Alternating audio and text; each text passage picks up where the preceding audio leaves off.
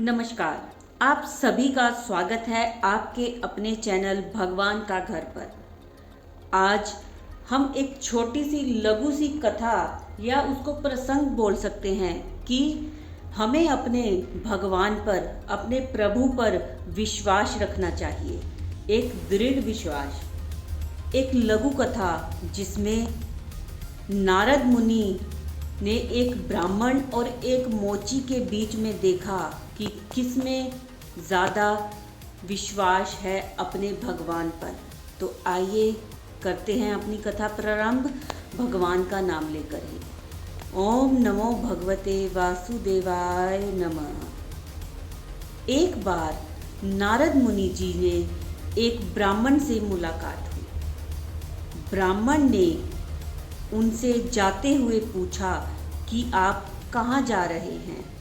वैसे तो मैं जानता हूँ कि आप भगवान से मुलाकात करते रहते हैं, अतः उनसे पूछिएगा कि मैं उनके पास कब आऊँगा। नारद जी ने कहा, अच्छा ठीक है, पूछ लूँगा। कुछ ही दूरी पर नारद जी को एक मोची मिला जो कि एक बरगद के पेड़ के नीचे बैठकर जूते सिल रहा था। बातों ही बातों में उसने भी नारद जी से वही बात पूछी जो बात उस ब्राह्मण ने पूछी थी।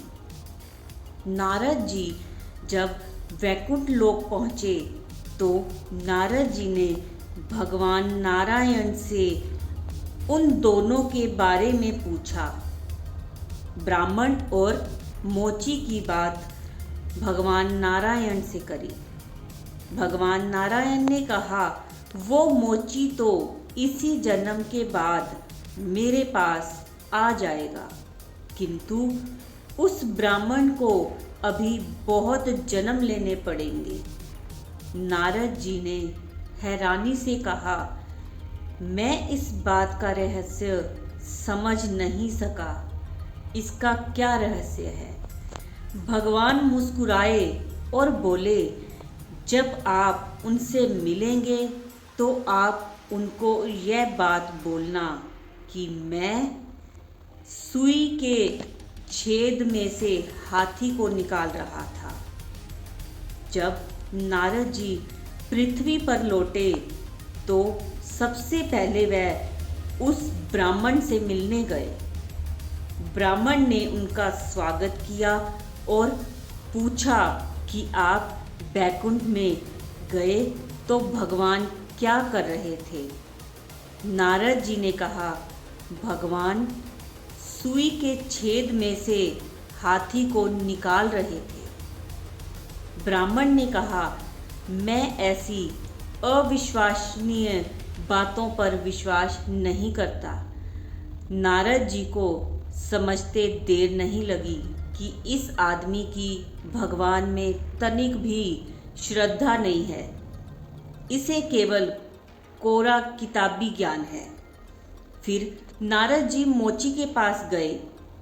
मोची ने भी वही प्रश्न किया जिसका नारद जी ने वही उत्तर दिया कि भगवान सुई के छेद में से हाथी को निकाल रहे थे। मोची यह सुनते ही रोने लगा। उसकी आंखों में आंसू आ गए और वह बोला, हे मेरे प्रभु, आप कितने विचित्र हैं, आप सब कुछ कर सकते हैं।